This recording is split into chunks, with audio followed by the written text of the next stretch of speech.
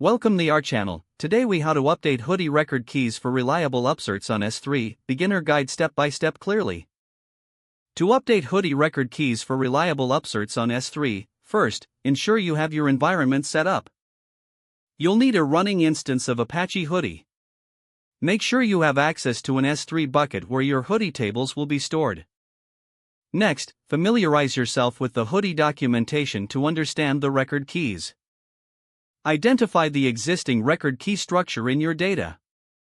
Determine if the current keys are sufficient for your upsert operations. If not, plan the new key structure that will better serve your needs.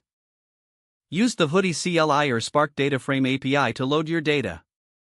When loading the data, specify the new record keys in your data frame. Here is an example of how to define the record keys. In the data frame, use the dot with column method to create new keys based on updated criteria. Next, ensure that any necessary transformations are applied to your data. This might include changing formats or aggregating values. After preparing your data frame, proceed to configure the Hudi write operation. Set your write configuration to specify the new record key schema. Make sure to enable the upsert operation in your write config. You can do this by setting the option for Hudi.upsert. Now, write your data frame to the Hudi table on S3. Use the .write method with the appropriate configurations. After the write operation completes, validate the results. Run queries on the Hudi table to ensure your upserts were successful. Check the S3 bucket to confirm the new records appear as expected.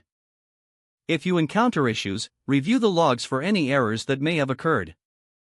Once you've verified that your updates were successful, you can proceed with further analysis or processing.